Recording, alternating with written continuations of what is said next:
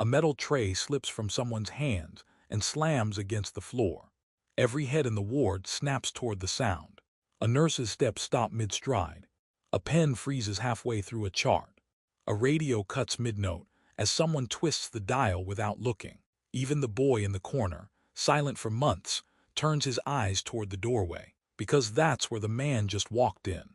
No announcement, no escort, no reason for him to be here. Just a hat lowered, a coat dusted with travel, and a familiar shuffle that makes two orderlies whisper the wrong name to each other. The doctor beside the bed straightens too fast. His smile slips.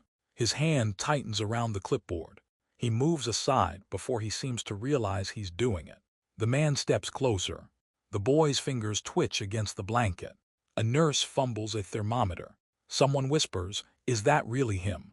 No one breathes until he sits in the empty chair beside the bed, like he's done this before. There's a history in the room that no one names. A connection the staff weren't warned about. A reason the boy watches this stranger without blinking. And why does the entire ward freeze the moment Charlie Chaplin sits down? If this story reached you, where are you watching from? Drop your city below, and let's see how far legends still travel. The fluorescent tube over the bed buzzes with a thin, uneven pitch, rising a little too sharply before dropping back into its usual hum.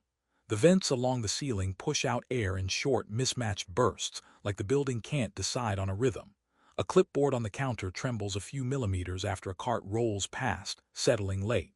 One curtain edge lifts once, then goes still. An IV stand beside the wall leans at a slight angle, not enough to be wrong, just enough to be noticed. In the hall, footsteps start toward the door, pause, then drift away without explanation. Another pair follows seconds later, stopping too soon, as if the person forgot where they meant to go. A tray sits on the lower shelf of the bedside table, tilted oddly from a wheel that won't sit flat. The nurse straightens it, steps back, and the wheel shifts again, returning the tilt. She leaves it. The light above flickers once, a tiny stutter, then behaves. Papers on the nearby desk rustle 3 seconds after someone walks by, as though the air took too long to move. A cup rests too close to a stack of gauze, perfectly paired in a way no one acknowledges.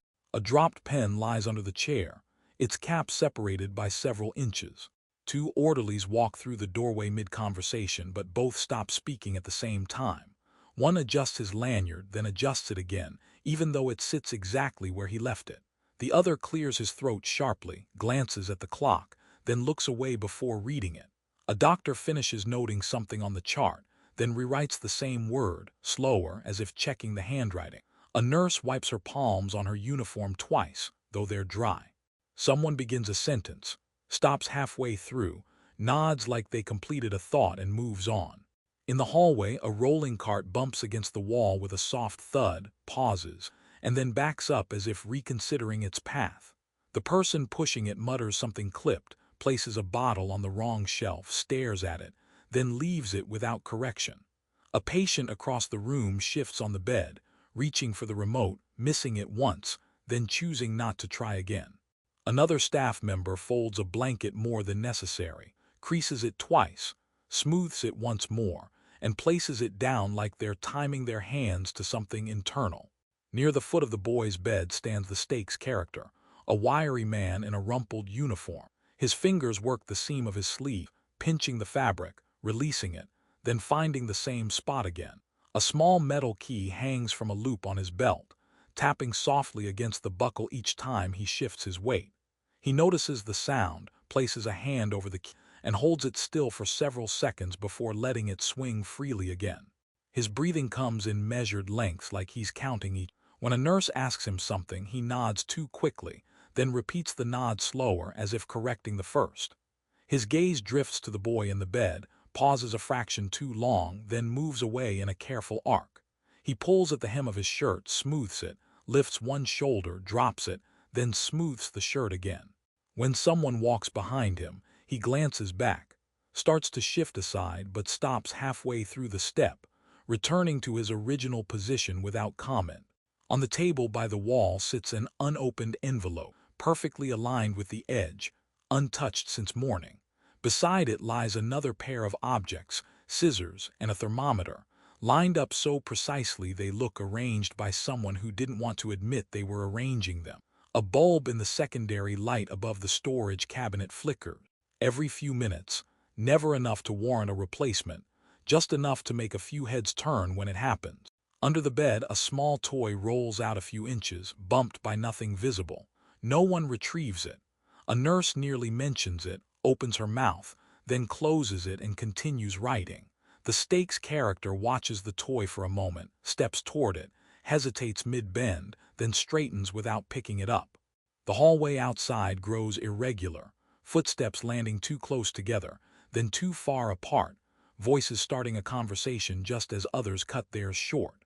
A cart squeaks once, sharply, then goes silent as though the wheel corrected itself. The light near the entrance dips in brightness for a second, unnoticed by most, but enough to make two orderlies look up in sync. The room tightens in quiet ways. Conversations thin out early. People hold objects a beat longer before setting them down. The stakes character's hand hovers near the bed rail, withdraws, returns halfway, then falls to his side. The vents exhale one long, uneven gust that ripples the papers on the counter. Someone takes a breath, pauses before finishing it. And then a set of footsteps approaches, slightly off timing, slightly out of place, drawing every small movement in the room to a near stop, just before the first spark of what's coming. The first collapse is sudden. No warning, no build-up, just a sharp buckle of knees as the orderly carrying a chart drops straight against the side of the medicine cart. The metal clang echoes too loudly. A vial rattles. A pen rolls off and hits the floor with a soft tick. Before anyone speaks, the room reacts. A nurse's inhale cuts halfway. Another nurse snaps her head too fast, hair shifting out of place. The light over the bed flickers once, long enough for several faces to freeze mid-movement. The hum from the ceiling dips in pitch, then jumps back. A clipboard slips from someone's hands and lands flat with a muted flap. Footsteps in the hall stop mid-stride. The dropped pen near the bed, untouched since morning, vibrates slightly from the impact. Then the boy on the bed turns his eyes. Slow, delayed by half a second. His fingers tighten on the blanket, barely. His chest rises a little too shallow. Only after that does Charlie Chaplin, still sitting in the chair, lift his head, turning toward the collapse with a small, measured motion, as if the sound reached him later than everyone else. The room holds the crack in the air without breathing. A nurse kneels beside the fallen orderly, her hand hovering above his shoulder before touching down. She starts to say something, but the first word thins out, unfinished. Someone behind her whispers, "Wait," then cuts themselves off. Another staff member steps forward, freezes, then steps back again as if blocking their own instinct. The lights give another brief stutter. The hum shifts a note lower. The unopened envelope on the counter catches the flicker, its edge glowing faintly before going dull. A cartwheel squeaks once sharply. Someone places a tray on the nearby table, misjudges the distance, and the tray taps the glass water cup. The cup tips, then settles without falling. A nurse exhales too loudly. One of the doctors rises from his chair, takes half a step, then sits back down, hands gripping his knees. Another doctor reaches for the fallen chart, but his fingers stop midair and return to his side. The stakes character stands nearest to the bed. He moves forward an inch, pauses, and retracts his foot. His hand lifts toward the rails, stops, then falls to his thigh.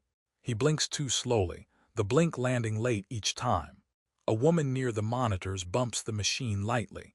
The display wobbles. She apologizes without looking at anyone. Someone else mumbles, "It's fine," even though no one addressed them. A loud squeak erupts from a chair leg as an orderly shifts. Across the room, someone drops a small plastic cap. It bounces once and rolls in a circle before stopping. Nobody reaches for it. Another tension spike. The door to the hallway slams by accident as someone tries to come in quietly. A nurse flinches. Someone gasps. Two people speak at once. Both stop immediately. The lights flicker again, shorter this time. The hum rises, then sinks. Vents cough a brief puff of air that ruffles the abandoned patient gown folded on the chair. Someone adjusts the gown like they're fixing a mistake, no one made. The stakes character shifts again. His shoe slides an inch on the floor, making a soft scrape. He bends slightly forward, hesitates, and straightens fully without doing anything. His hand rises toward Chaplin, stops halfway, and retracts like the motion never happened. Another nurse leans in to check the collapsed orderly. Her elbow knocks a metal tray. It rattles. A sponge rolls off. The sound makes three heads turn sharply. A doctor starts giving instructions, loses the second word, clears his throat, and tries again with a smaller voice. A technician nods, but her hand trembles as she reaches for the monitor cable. The cable slips through her fingers. She mutters something clipped and picks it up again, more carefully. Someone steps toward the boy's bed. Someone else steps the same direction. They nearly collide, both apologizing at the same time, both retreating a step too fast. In the corner, an item previously moved, a blood pressure cuff placed on the window ledge earlier, slides a few millimeters from the vibration of the cart. No one touches it. No one acknowledges it. Another spike. A phone buzzes from a pocket. Too loud. Too sudden. The owner fumbles to silence it, misses the button twice, and finally manages it, shoulders tightening visibly. The air catches again. The hum steadies, then wavers. Chaplin shifts in his chair, hands planted on his knees, watching quietly. The boy glances at him, the look small but direct. Footsteps run down the hallway, slow halfway, then stop right outside the door without entering. The stakes character steps again toward the collapsed orderly, stops, and turns instead toward the bed, breathing in a brief, shallow pattern that never completes. Across the room, someone finally picks up the fallen chart, only to place it on the wrong counter and leave it there. Another person reaches for it, hesitates, and leaves it untouched. A final spike. The overhead speaker crackles for 1 second. No announcement, just static, then dies. Every head lifts, then lowers, as if unsure what they expected to hear. The turning point begins with one motion, small, unplanned. Chaplin stands, not abruptly, not forcefully, just a single, measured rise from the chair that cuts every conversation in half. The stakes character freezes mid-shift, foot hovering above the floor before settling back down. A nurse straightens too fast, clipboard pressed to her chest. Someone else steps forward instinctively, just one pace, while the technician behind them steps back at the exact same moment, nearly bumping into the cabinet. Chaplin doesn't speak. He doesn't gesture. He simply places one hand on the bed rail, a forbidden space for visitors, and leans slightly toward the boy. 6 microreactions ripple outward. A doctor stiffens. A nurse opens her mouth, then closes it. Another nurse takes half a step toward them, then stops. The stakes character lifts a hand, lowers it. Someone whispers, "Sir," too quietly to finish. Someone else reaches for Chaplin's elbow, hesitates, and pulls back sharply. Chaplin shifts even closer, crossing the line no one crosses. His fingers tap the rail once. The boy's eyes lock on that movement. The envelope on the counter flutters from the vent's uneven air. The discarded pen on the floor rolls a centimeter. Another contradictory movement. A doctor leans in to intervene. A nurse blocks him without thinking. Both pause, confused by their own timing. Chaplin rests his palm fully on the rail. The boy's lips part by a fraction. A single sound catches in his throat, barely more than a breath. That is the moment the room breaks its shape. Several people freeze completely. One nurse steps back until she reaches the wall. Another begins fixing the corner of a blanket that didn't need fixing, smoothing it repeatedly. A doctor adjusts his glasses twice, then places them wrong on the bridge of his nose. Someone wipes their face with their sleeve, without realizing they're doing it. 2 staff members speak at the same time. Both stop instantly. A technician kneels to pick up the fallen sponge, drops it once, then sets it on the nearest counter, not where it belongs. Footsteps in the hallway hesitate outside the door, then drift away with an uneven rhythm. The stakes character moves toward the bed again, pauses, pulls back, and finally stands completely still. Chaplin keeps his hand on the rail, not moving. The boy keeps his eyes fixed on that hand. A nurse leaves the room quietly, the door left half open behind her. Someone closes a cabinet too softly for it to latch. A bottle on the counter leans slightly, unnoticed. Nothing returns to normal. The light above the bed fades half a level, steadies, then dips again. No one comments. Chaplin's hand stays on the rail, but his fingers twitch once, missing their usual placement. A breath catches at the top of his chest, held too long before releasing thinly. He tries to stand straighter, begins the motion, stops halfway, then completes it a beat late. A nurse shifts a cup, adjusts it, then adjusts it again. Another clears her throat once, then again, then a third time with a clipped sound. Chaplin's thumb grazes the metal rail and retreats. His foot moves forward an inch, then withdraws to its original position. His blink lasts longer than it should, lid hanging a moment before reopening. A pen near the chart slips from someone's fingers and hits the floor. No one leans down to retrieve it. Chaplin begins a small gesture, toward the boy, fingers lifting, then drops the gesture entirely, hand falling to his side too quickly. He tries a word, but the first syllable breaks into two uneven sounds, swallowed immediately. The lighting flickers once more, briefly revealing the misplaced item on the bedside table, angled wrong. A chair creaks as someone almost sits, pauses, then lowers themselves carefully. The first fractures settle around the room like dust no one wants to disturb. Chaplin shifts closer by a fraction, lifting a hand toward the rail again. It hovers above the metal, suspended, refusing to land. The boy watches the hand, unblinking. Chaplin tries for a word, just one. Jew. But the sound thins halfway and disappears, leaving only a clipped breath behind it. He swallows hard, throat tightening once, twice, then again with a tiny jerk. His shoulders rise on an inhale that never finishes. He stops mid-breath, resets, tries again and still doesn't complete it.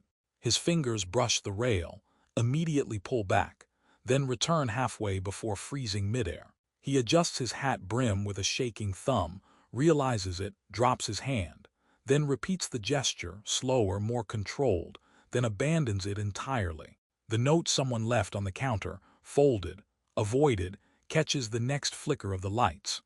Chaplin glances toward it for less than a second, then snaps his eyes away. He tries to step closer to the boy. The foot lifts, pauses midair, lowers without moving forward. He repeats the lift, this time committing a half step, then pretends he didn't, realigning his posture with a tiny shift. His blink rate stutters, slow, then fast, then slow again. His hand rises toward the boy's shoulder, trembles, retreats sharply, then returns halfway, fingers curled in on themselves. His mouth opens, closes, opens again. No sound follows. A subtle stumble interrupts his stance, barely an inch of imbalance, corrected instantly with a stiffened spine. Another flicker. His face shifts toward the boy, then toward the floor, then toward the rail, never landing anywhere for more than a heartbeat. The fracture becomes undeniable in the tiniest motion. Chaplin's lips part once more, shaping a word that breaks entirely before it forms, leaving only the faintest, involuntary stutter of breath. A nurse beside the cabinet lifts a folded towel, refolds it, smooths the corners, realizes it's already perfect, and continues smoothing anyway. Another nurse begins a sentence, "Should we?" then cuts herself off and turns to rearrange an already aligned set of instruments. Two orderlies glance at Chaplin at the same time. Both look away instantly. One checks his watch, though the face is blank. The other straightens his sleeve 3 times, each adjustment identical. A doctor starts walking toward Chaplin, stops mid-step, pretends he meant to turn toward the monitor instead. He taps the monitor twice, pauses, taps it again, then abandons it. Across the room, someone apologizes softly without context. Another staff member picks up the dropped pen, places it on the wrong counter, notices the mistake, and an aide enters halfway through the doorway, catches sight of the stalled scene, and remains frozen for a full second before stepping back out. The door stays ajar. The note on the counter, folded, untouched, draws a passing glance from 3. None of them approach it. One staff member lifts a hand toward it, pulls back, and picks up a different object instead, placing that object back in the wrong spot. A nurse begins to speak again. haze, but swallows the rest, adjusting the blanket on the collapsed orderly instead, pulling the edges tighter than needed. Two people move toward Chaplin at the same time, both stopping instantly like they collided with unseen boundaries. A sharp breath cuts through the room, then stillness resumes. Every eye sees the break. Every gaze turns away. Chaplin's hand hangs in midair again, a gesture half-formed and abandoned. The misplaced item on the table remains untouched. Someone at the doorway starts to enter, hesitates, and stays exactly where they are. A nurse exhales, holds her next breath too long, then lets it out slowly. The boy's gaze stays fixed on Chaplin, unreturned. The room holds the tension without releasing it. The lights dim a fraction, brighten, then settle unevenly.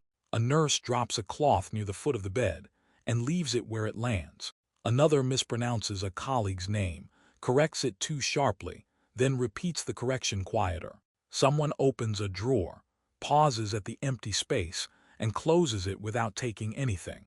Two orderlies step forward at the same time, both freezing mid-step before backing away simultaneously.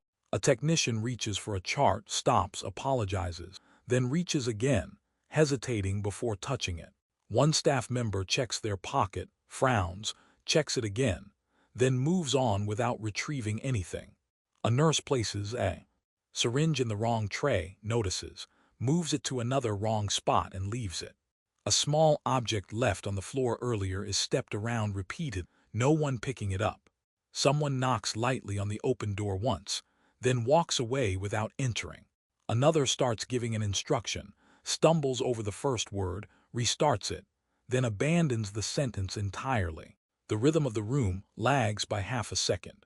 A doctor repeats the same instruction he gave 3 minutes earlier, unaware he already issued it. Another staff member replies before he finishes, then steps back when she realizes the sentence wasn't done. Two nurses reach for the same bottle at the same time, both pulling their hands back instantly, offering space the other doesn't take. A chair is straightened, then nudged out of alignment again by the same person, who walks away without correcting it. The door to the hall stays half open, swinging gently with each shift of air. Someone tries to close it, stops midway and leaves it ajar again. A machine is restarted even though it was functioning, then restarted again by a second technician who doesn't check whether it needed anything. Whispers begin at the room's edge, cut off halfway through words like just and should we. One nurse moves a cup 1 inch to the left, waits, then moves it another inch without reason. A doctor walks across the room, his pace changing abruptly, quick, then slow, then measured again.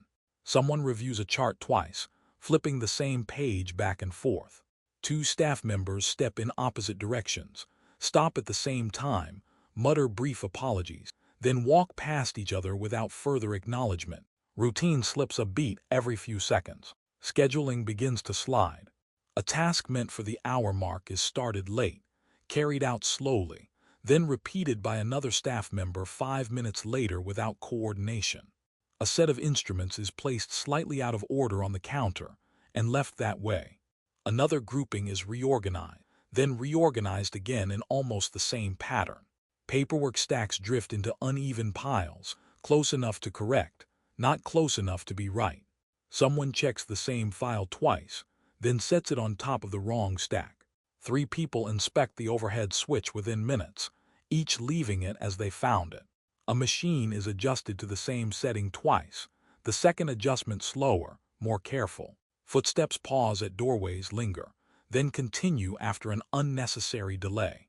2 staff members confer quietly, then restart their conversation from the beginning as though unsure where it paused. Lights flicker again, shorter, softer, but enough to make heads lift for a moment. Tasks take longer than usual. Hands move more deliberately, as if each gesture must be confirmed twice. Everything functions. Nothing aligns. The cloth on the floor remains untouched. A hand reaches toward it, stops midair, withdraws. A nurse places a tray on the counter, realizes it's crooked, begins to fix it, then leaves it crooked. Footsteps approach the doorway, pause for several beats, and retreat without entering. The lights dim one more time, barely noticeable.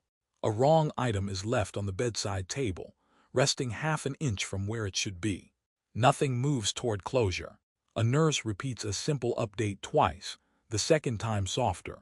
A doctor lifts a pen, hesitates, then places it down in a slightly different spot. Another adjusts his coat sleeve, pulls it once more, then stops abruptly. Someone steps toward the doorway, pauses half a second, then continues. A technician corrects a word mid-sentence, nods like nothing happened, and keeps talking. Footsteps begin confidently down the hall, then soften mid-stride. Two orderlies start speaking at once, both stopping immediately. A chair is straightened by one person, then left uneven as they walk away. Someone picks up a card from the counter, looks at it, returns it to a different place. Another checks a switch twice, the second time slower. Chaplin's hat rests where it was left earlier, unmoved, untouched. A glass sits on the edge of the table, wrong angle, uncorrected. People navigate around it without adjusting it. The timing of the room slips a fraction behind itself. Tasks take longer. A routine check that once lasted a minute now stretches to 3. Two nurses ask the same question minutes apart, neither acknowledging the repetition. Whispers begin in corners, cut off mid-word when someone passes by. Steps in the hallway fall out of sync, quick, slow, quick again. Two people walk toward the same counter, both stopping at the same moment, stepping back in mirrored hesitation. Someone handles a blood pressure cuff too carefully, placing it down with exaggerated precision. A doctor pauses before touching a piece of equipment, fingertips hovering for a beat before committing. Instructions are repeated with an almost imperceptible delay. A nurse responds to a R. A knee request half a second late. Another checks the same door twice, confirming its latch without a clear reason. Paperwork is passed between hands slowly, held an extra moment before release. Two staff members exchange a glance, then immediately shift their eyes to the wrong corners of the room. Movements start late, end early. Someone begins a task, abandons it, then restarts it with a different sequence. The card on the counter stays where it was misplaced. The glass remains too close to the table's edge. Chaplin's hat stays on the chair, untouched by passing hands. No one mentions the incident. Every gesture hints at the space it left behind. A scheduled meeting begins late without surprise or comment. Documents are exchanged too precisely, held at exact angles before being handed off. Someone restarts a device that shows no malfunction, watching its light cycle unnecessarily. The hour-by-hour routine shifts slightly, tasks drift by minutes. Phone calls ring longer before being answered. Two people check the same file, one right after the other, neither addressing the overlap. Lights in the hallway are manually adjusted despite being automated, dimmed and brightened in uneven steps. Every door settles slightly ajar, never fully shut even when pushed. A staff member slows in the middle of their task, resumes at a gentler pace, then straightens a tool placed wrong earlier but leaves the next tool crooked. Footsteps pause at intersections, brief halts before continuing, as if syncing with a rhythm off by a beat. The building's pattern drifts. Machines operate, phones ring, voices speak, but all half a degree out of alignment. The note taped near the station is avoided each time someone passes. The card and the hat stay exactly where earlier hands left them. The misplaced glass remains untouched. Everything functions. Nothing aligns. Gradually, routines return to shape. Footsteps regain steady rhythm down the hall. Voices lift back to their usual volume. Tasks complete in a single attempt. Equipment responds without needing to be restarted. People speak in full lines again, without pauses or corrections. But the anchor objects stay as they were. The card on the counter. The hat resting on the chair. The glass sitting at the wrong angle. No one moves them. Staff walk around the crooked chair, the misplaced file, the untouched note. They become part of the room's new layout. A landscape rearranged by an event no one names. The air settles into its altered pattern. The room held its new shape.